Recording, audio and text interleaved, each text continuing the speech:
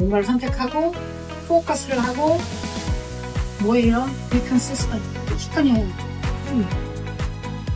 이게 뭔가 되게 중요하고 뭔가 되게 대단한 거는 이렇게 글래머러스하죠. 반짝이는 거는 생명이 짧아요.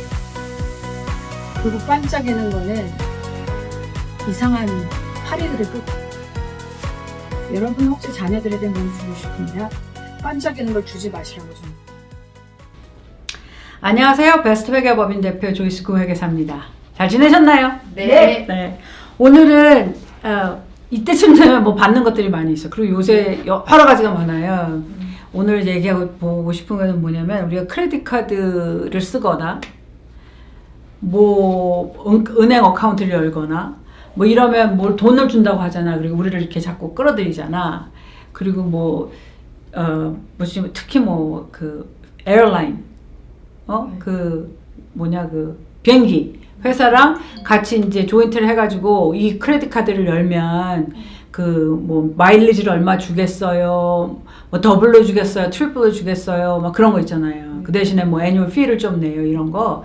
그게 택서블 할까요, 안 택서블 할까요? 안 해요.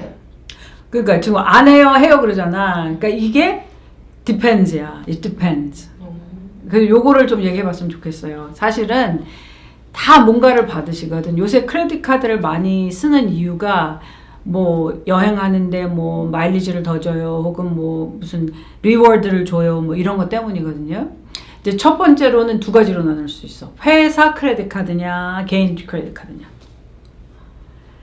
그래서 회사에서 크레딧 카드를 사용했어요. 회사 이름으로 만들어서 예를 들어서 우리 그냥 AMEX라고 생각합시다. AMEX를 사람들이 많이 하시지. 왜냐하면 이제 트래블 때문에 많이 하시는 경우가 많아. AMEX라고 하면 AMEX 거기서 이제 피를 차지한단 말이에요. 그럼 그 AMEX가 비즈니스 어카운트면 우리가 그 피를 1년 피를 비용으로 처리하잖아. 회사 비용으로. 그러면 여기서 나오는 rewards 있잖아. awards가 있잖아. 내가 이걸 쓰니까 예를 들어서 뭐 체크를 줘. 체크를 얼마 줘요. 그렇게 되면은 이거는 인컴으로 잡혀야 되는 거예요. 회사 거는. 그지? 근데 이제 내가 개인이야. 개인인데 근데 사실 또 회사로 했는데 그냥 마일리지를 그냥 정해주는 거 있잖아요. 그러니까 그냥 마일리지만 쌓이는 거. 그거는 캐시 형태로 받는 게 아니니까 텍스 보고가 사실은 안 되죠. 근데 이제 체크로 받을 경우에 그러니까 예를 들어서 이제 내가 우리 많이 쓰는데 카스코나 샘즈나 뭐 이런데 회사 물건을 샀어. 그럼 회사 물건을 사면 회사 카드로, 회사 멤버십으로. 그러면 멤버십 피 같은 게 다 회사 비용으로 처리가 되고, 그죠? 그리고 나서 물건을 사는 것도 회사 비용으로 처리가 됐는데 1년 지나니까 리워드를 줬어. 그러니까 체크를 주잖아, 거기서는. 네. 그러면 이게 인컴으로 잡아야 되는 거예요. 내가 벌써 다 비용으로 처리를 했기 때문에. 그럼 선생님 개인으로 갔으면 네. 인컴이 아니에요, 그거는. 개인으로 제가 만약에 책을 막 600불 이상 받았어. 너무 있어서. 그러면 그건 인컴이 아니야. 세금 낼 필요 없는 거예요? 그거 안 할 필요 없는 거예요? 그 왜냐하면 우리가 카스코로 내 개인 거로 해서 샀어. 그러면은 공제받는 게 아니잖아. 그렇죠. 공제를 안 받으니까 인컴으로 잡힐 필요가 없는 거예요. 내가 쓴 돈을 돌려준다는 개념이지. 그러니까 내 돈을 썼는데 그걸 어떻게 비용 처리를 했으면 인컴으로 잡아야 되는 거고. 아니고 내 돈을 썼는데 내가 그냥 낸 거를 다시 돌려받은 셈이니까 그건 인컴이 아니고. 그래서 텍스 보고를 안 하셔도 됩니다. 그런 경우에는. 네. 그러면 또 뭐가 있나? 이렇게 뭐 받는 거? 제가 한 2년 전에 웰스하고 체킹 어카운트를 만들었어요. 300불 준다고 해가지고. 근데 그때 만들 때 조건이 석 달을 유지를 해라. 월급이 바로 들어 다이렉트로 유지를 해라. 그래서 제가 300불 받았거든요. 그럼 저는 어떻게 돼요? 그러니까 보통 그럴 경우에는 이제 보너스를 주는 것 같은 거잖아요. 그거는 내가 돈을 넣은 게 아니고 쓴 것도 아니고 그러니까 리워드 형식으로 내가 쓴 거를 되돌려주는 게 아니잖아. 그럼 사실 그거는 인컴으로 잡혀요. 그렇게 받는 거는. 그래서 보통 은행에서 1099 interest, INT 폼이나 혹은 1099 MISC, miscellaneous form issue를 해. 그러면 그걸 내가 그냥 인컴으로 보고를 하는 거예요. 근데 저 못 받았는데요. 그건 이제 은행에서 뭔가 거기서 못 받아서 보고를 안 했고 IRS 텍스 보고를 했는데 IRS에도 아무 말이 없어. 뭐가 빠졌다는 말이 없으면 뭐 거기서 보고를 안 한 거겠죠. 다행이네.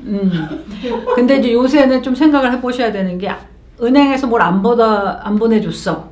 이랬다고 그냥 아무것도 없어가 아니고 로그인을 해봐야 돼. 로그인을 해보면 거기 텍스 다큐멘트들이 있어요. 앱 자체에 있나요? 그치. 그 회사의 앱, 웹사이트를 wellsfargo.com을 가면 거기 가면 이제 내 서류들이 있어요. 그러니까 요새는 그 예전에는 다 우편으로 보내줬잖아. 모든 서류를. 네. 요새는 안 보내줘. 돈이 드니까.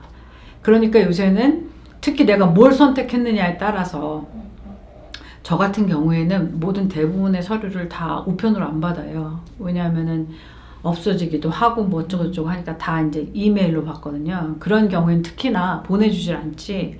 그러면 1년이 딱 끝나면 1월달 적어도 2월 초에는 그런 내가 가지고 있는 모든 파이낸셜 어카운트 있잖아요. 은행도 그렇고 뭐 투자한 데도 그렇고 뭐 이런 걸 전부 다 들어가 보시면 거기 텍스 다큐먼을 눌러 보시면 거기 있어요. 그러면 선생님 만약에 지금 제가 생각해보기 처음에 그 오픈을 할 때 저도 이 스테이트먼트를 했던 것 같거든요. 왜냐면 매달 저한테 뭐 ready for e-state 그렇지. 그게 온단 말이에요. 그럼 저 같은 경우는 제가 그걸 확인을 안 한 경우네요. 그렇지. 그럼 어떻게 돼요? 2년 지났는데요. 그러니까 이제 그 IRS가 텍스 리턴을 파일했잖아요. 프로세스를 했어. 했는데 그 은행에서 그거를 보고 했으면 이게 차이가 있다고 IRS가 편지가 와요. 근데 지금 요새 그런 편지가 오는 게 2022년도 텍스 리턴 거가 이제 프로세스가 되고 있는 거예요. 그러니까 맞겠네요. 얘네가 좀 이렇게 늦어. 늦어. 그러니까 그거 보통 뭐냐면 우리가 이런 그 뭐 1099이 이슈가 되는 모든 것들은 직접 간다고 보면 돼요. IRS로 그 서류가. 그러니까 나한테도 보내지고 IRS도 보내지고.